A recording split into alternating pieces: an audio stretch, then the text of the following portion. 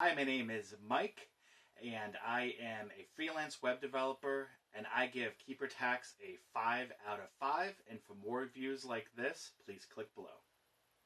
The other options that I was using before switching to Keeper Tax was pretty much just standard, tax software through like TurboTax or H&R Block online when it was tax time. I wasn't doing anything during the tax year to try to maximize my deductions for my 1099 work. And then when I saw Keeper Tax would make it easier when I have to file annually, is why I started using Keeper Tax. I first started using Keeper Tax mainly because I needed to do my taxes, and I wanted to show all of my 1099 expenses for the previous tax year. I love the fact that it connects to all of my financial service providers, including my local credit union, credit cards, PayPal, and it automatically suggests different potential business expenses. In just a few minutes, I was able to get a report that I gave to my bookkeeper, and they were able to get that tax year settled. I decided to keep it on the monthly membership, so instead of having to do it once a year, it just sends me the daily text of, was this a business expense? Was this not a business expense?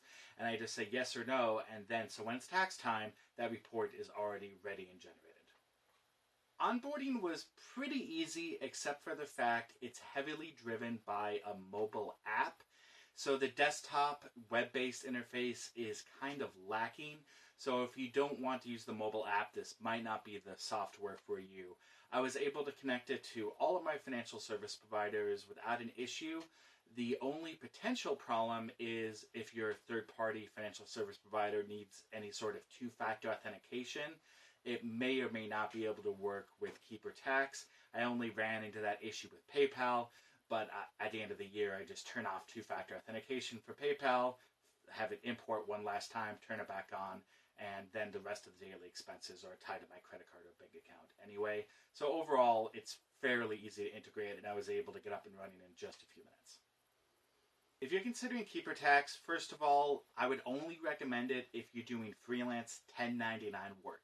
If you have any other sort of business entity, this software is really not intended for you, and you might want to look for a more traditional bookkeeper or traditional software application such as Quicken or TurboTax or something like that. In addition, you also want to make sure that you respond every day to the daily text asking if so-and-so was a business expense, so you don't get behind, because it's most useful when you just have to answer a couple of questions a day and you don't have a backlog of like 100 transactions that you need to quantify or catalog.